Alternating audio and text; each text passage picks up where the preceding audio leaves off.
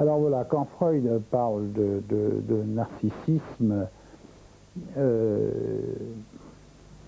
les gens ont l'air de comprendre ce qu'ils disent, et bon, ils utilisent le terme dans la conversation en disant ah oui, est-ce qu'il est narcissique, ah un tel est narcissique. Bon, qu'est-ce qu'ils veulent dire?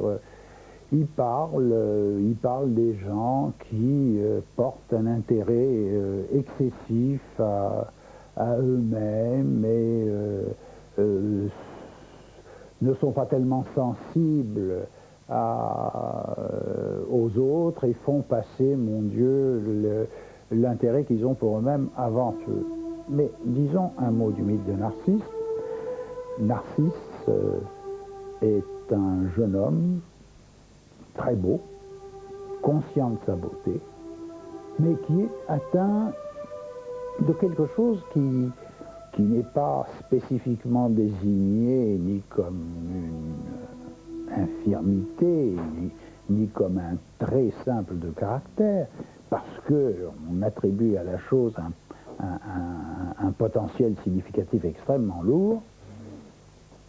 Il n'est pas sensible à l'attraction qu'un autre être pourrait exercer sur lui, et en particulier les femmes dans le cas présent. Or, la nymphe Écho, alors, vous voyez que le choix du nom de la nymphe n'est pas indifférent, l'écho étant la répétition de son propre son, donc la nymphe Écho tombe amoureuse de lui et se trouve repoussée par lui. Elle en conçoit un grand chagrin et un grand dépit, et donc Narcisse se mire un jour au bord d'une surface d'eau, et sur le plan d'eau, il voit sa propre image, et à ce moment-là, il est fasciné et attiré par sa propre beauté et se cherche à étreindre et à embrasser cette image, se rapproche donc de plus en plus, finit par chuter dans l'eau et se noyer. Alors, vous voyez que le mythe est d'une richesse prodigieuse parce que ceci suppose qu'il ne se reconnaît pas et qu'il est tellement fasciné par sa propre beauté qu'il cherche à l'étreindre comme s'il s'agissait d'un autre, et c'est donc là que lui arrive cet accident fatal qui va l'amener à se noyer comme conséquence de son amour pour lui-même.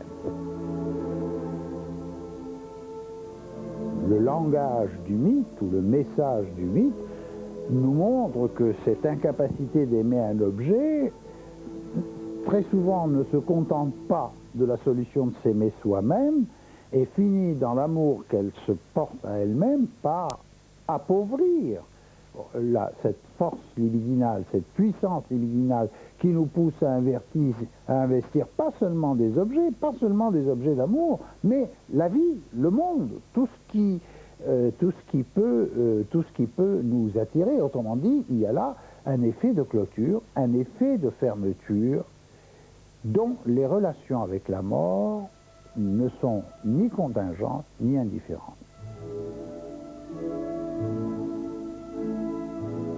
Alors, en radicalisant les choses avec un narcissisme de vie et un narcissisme de mort, un narcissisme positif et un narcissisme négatif, bien entendu, la question que tout le monde se pose, c'est comment est-ce qu'on passe de l'un à l'autre?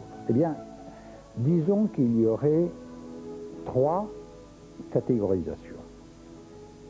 Une première possibilité où l'investissement de l'objet est prévalent. Il ne faut pas croire que quand je dis que l'investissement d'objet est prévalent, ça veut dire qu'on est dans le domaine du bonheur altruiste. Ça veut dire que nous sommes essentiellement habités par les choses auxquelles nous accordons un très grand prix, en dehors de nous. Et puis, il y a une deuxième position où l'investissement narcissique positif est prévalent. Je dis bien prévalent, parce que même dans le cas précédent, il y a toujours un va-et-vient, il y a toujours des positions de repli, il y a toujours le coin de ses propres investissements propres qui n'appartiennent pas aux objets, et où nous avons besoin de faire aussi, de donner sens et de donner existence et de faire respecter des choses qui nous sont propres et où nous ne sommes pas entièrement déversés dans les investissements d'objets. Pour parler vulgairement, se faire plaisir. Hein, on se fait plaisir à un certain moment et on a besoin plus de se faire plaisir plutôt que, je ne dirais pas de faire plaisir aux autres, mais tout simplement de partager ce plaisir avec les autres. Bon. Quand il s'agit de ce narcissisme positif, position donc qui peut être interprétée comme une défense, qui peut aussi être, dans certains vocabulaires, on appelle ça le ressourcement. Hein. Bon, ceci peut, momentanément, créer des conditions d'équilibre qui peuvent être l'objet d'un conflit, mais c'est un conflit qui finalement va trouver sa forme de solution. Parce que précisément les solutions narcissiques positives, elles vont apparaître comme suffisamment importantes et nourrissant le moi et enrichissant le moi et d'une certaine façon en le rendant peut-être plus capable de supporter les déceptions. Bon. Là, nous ne parlons que de prévalence entre investissement narcissique et investissement objecto. Mais il y a des cas, et ça, c'est ce que je défends, où les deux positions précédentes ne sont pas acceptables, qu'aucune solution satisfaisante n'a été trouvée au conflit, et on peut, dans ces cas-là, considérer que la destructivité a été trop importante et que soit qu'elle ne puisse pas s'exprimer envers l'objet, soit qu'elle soit portée à se diriger vers le moi lui-même, la haine de soi conduit à l'autodestruction. Et c'est à ce moment-là que la solution narcissique négative prend le dessus pour amener le sujet à, je dirais, toujours réduire davantage son potentiel de vie.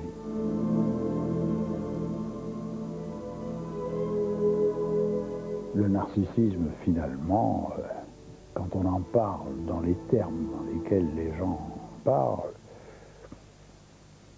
on reste dans une dimension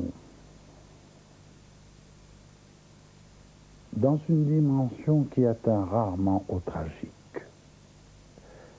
Si vous voulez, de la même manière que l'Édipe, ou des problèmes qui sont liés à la destruction. Et c'est pour ça que c'est facile à adopter. Mais évidemment, quand on met en avant le narcissisme négatif, qui n'est que l'application de la théorie de la pulsion de mort au narcissisme, eh bien là, on soulève beaucoup plus de difficultés.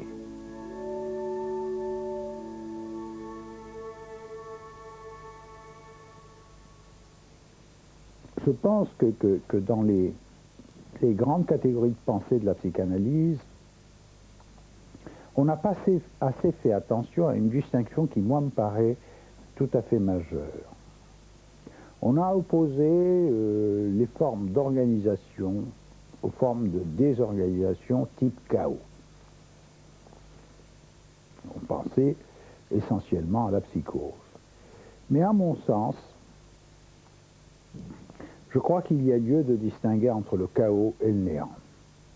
Ce sont deux problématiques différentes. où là, ça n'est pas, je dirais, une sorte d'excès de vitalité qui n'arrive pas à être contenu par des structures qui vont pouvoir permettre qu'on en fasse quelque chose, et que bon, bah, c'est l'anarchie des pulsions sexuelles. Le néant, c'est autre chose. Et on le voit. Que l'un puisse servir de défense à l'autre, je ne dis pas. Que le néant cherche à se défendre contre la potentialité d'un chaos qui est derrière, je veux bien. Mais le néant existe pour lui-même. Il y a plus d'une moitié de la planète qui vit avec des critères de ces valeurs-là. La pensée extrême orientale, qui place le néant à une position centrale où on peut dire que la pensée occidentale ne l'a jamais réussi à le situer. Si j'ai cité le néant, c'est pour essayer de donner une justification qui ne soit pas uniquement clinique, mais qui montre que là aussi, cela peut répondre aux valeurs de certains peuples, que cette tendance vers le zéro, vers la néantisation des investissements, vers le détachement des investissements, ça fait partie du psychisme dont nous sommes tous faits, et dont certains, pour des raisons historiques, géographiques, culturelles, peuvent faire des valeurs, alors que chez d'autres, elle apparaît comme le résultat d'une certaine faillite face à ce que l'existence vous apporte par rapport à la façon dont on est fabriqué.